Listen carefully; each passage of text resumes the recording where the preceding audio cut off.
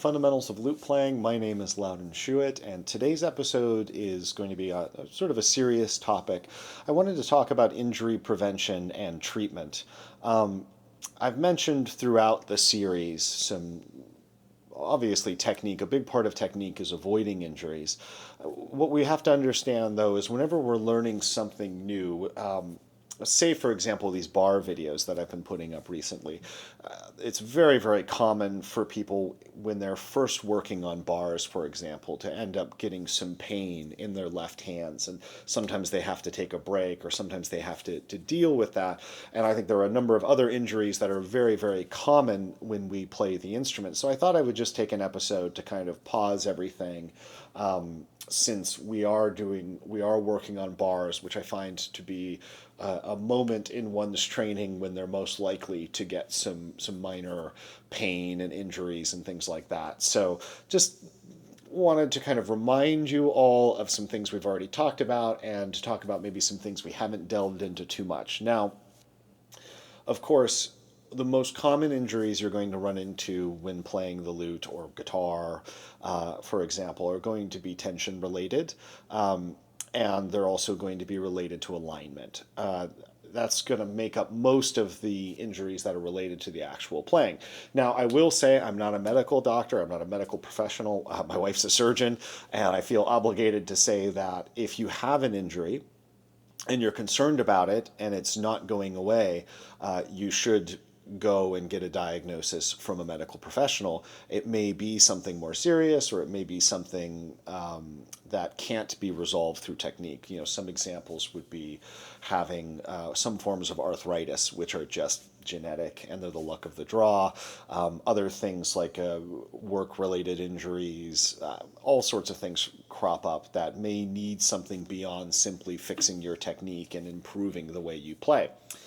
So, with that in mind, what I usually tell people, because everybody gets injuries, everybody gets worn out, everybody gets tired, is if you have an injury and it's impeding your playing, the first thing that I always tell students to do is to look at their daily lives and to just make sure that there isn't something else, something new that they're doing that's caused the issue. I give a great example. I had a student that had hand problems. We were going along just fine, and then suddenly his hands were hurting, his wrists were hurting, and I was trying to figure out what about his playing was causing this. And I asked him, oh, is there anything going on? Are you doing anything new? Are you working out? Are you doing weights? Or is there something that could possibly explain this? And this went on for weeks. And then finally, randomly in one of the lessons, he goes, yeah, and I'm almost done with the yard work. I said to him, yard work? And he goes, oh yeah, I've been building a deck out on the backyard, and it's been brutal. And I said to him, don't you think it might have been a good idea to tell me that when you were complaining about your hands hurting? And he goes, oh yeah, maybe that is it. And when he was done with the deck and the patio, the pain went away. So step one is, I would say, eliminate other possible causes. That I think is very, very important. Then the next thing is, once you've done that and there's still an issue, I think we have to look at our technique. We have to improve our technique. Now, very common problems that I see lute players have, obviously wrist pain, pain here on the inside of the palm, especially at the base of the thumb, is very common. That comes from squeezing the neck too hard. We've talked about that a bit with bars and making sure that we're not squeezing too hard with the thumb, but that we're supporting more with the arm on the instrument, so that that thumb isn't even technically necessary to play things. That can be a very, very common injury, especially when working on bars at first, because our concentration is so focused on getting those clean notes that we just don't realize that we're squeezing. But if I were to kind of start on the macro level and zoom in, I'd say if you have an injury, first we want to look at our sitting position. If you've not found a sitting position that is comfortable and allows you to really control the instrument, that means you're using some tension in a different part of your body to kind of hold that instrument in place. So we want to make sure you've got a really secure position, and there are lots of options, so you may need to go back and review my sitting position video. terms of other injuries, sometimes the back of the right hand, if you are jumping around a lot and having to reposition the hand, if you don't have a very firm pinky on that soundboard, you can end up having to replant. And over time, each individual replant doesn't hurt that much, but over time you can wear the hand out doing that.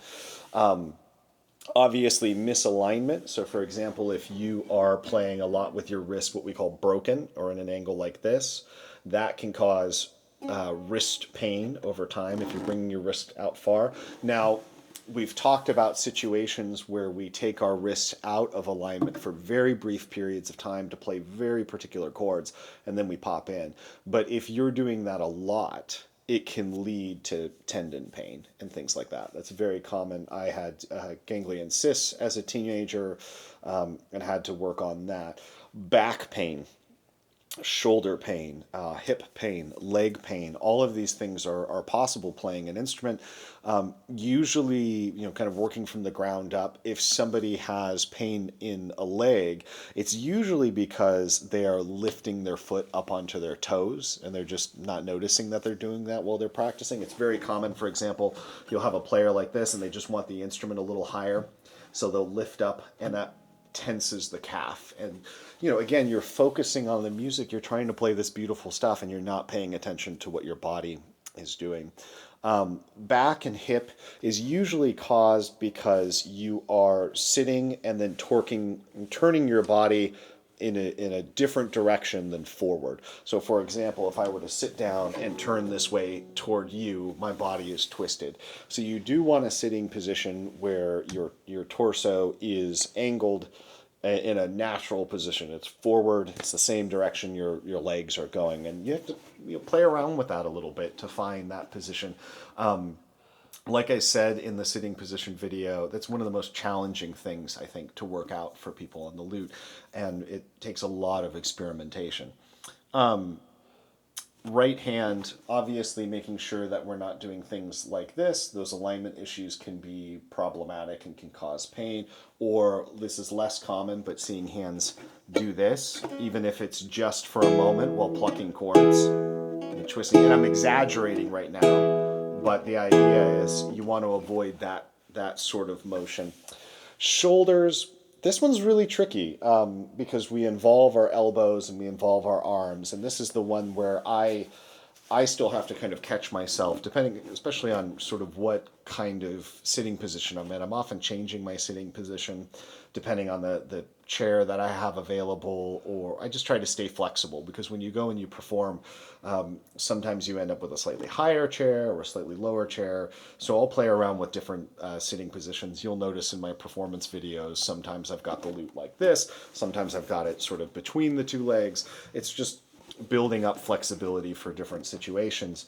But the shoulders can be pretty challenging. If you're doing sort of a challenging chord, you're doing a challenging technique, it's very, very easy for a shoulder to pop up or out. And I will admit that it's something I still catch myself doing. I mean, all of these things are things I catch myself doing occasionally.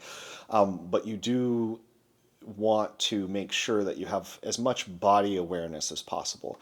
So while you're working on your music, while you're playing your music, check in with your body intermittently. It's very hard to do it continuously. I think when you're playing very easy music and you're everything is kind of flowing well, it's easier, but most of you are learners and you're going to be so focused on the music that you may just need to pause and go, okay, are my feet flat on the ground or on a footstool? Good.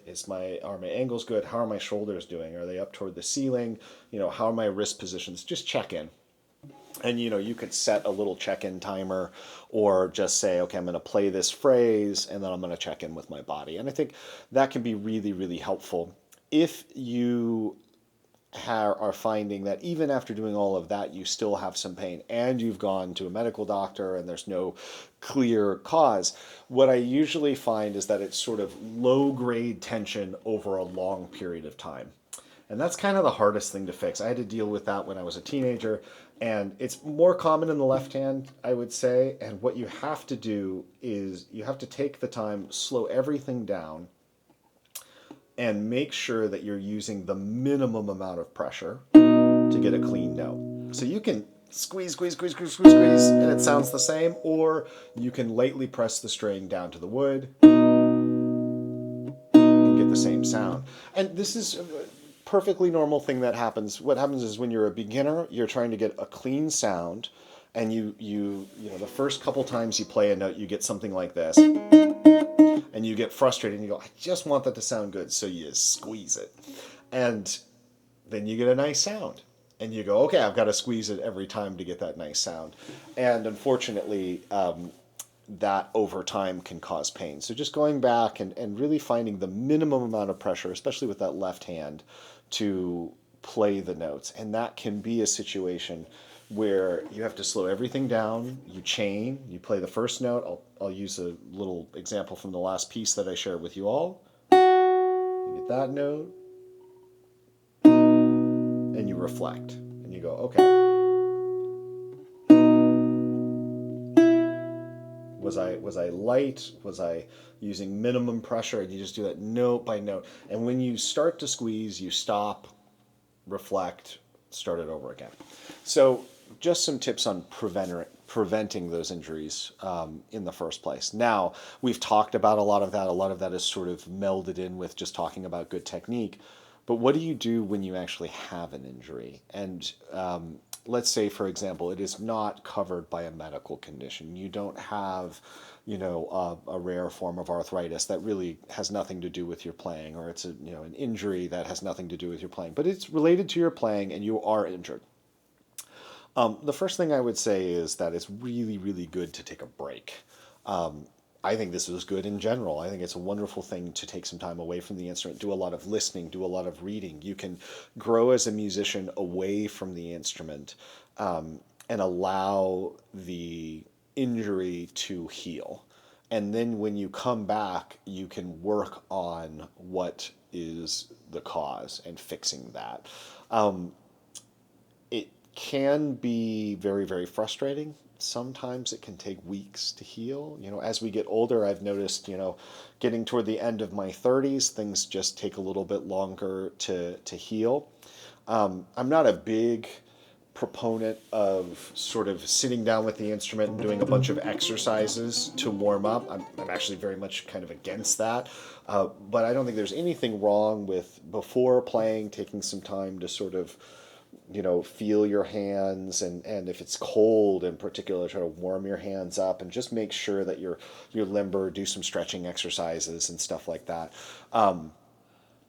But with the injury, I mean, most of the time, if you are injured, the best thing is just going to be time, waiting for it to heal and getting away from the activity that caused that pain. So as much as you want to just dive in and keep playing and work the problem out, you may need to just stop for a little while. And it could be up to 6 weeks to really get the pain to go away, especially if it's the back.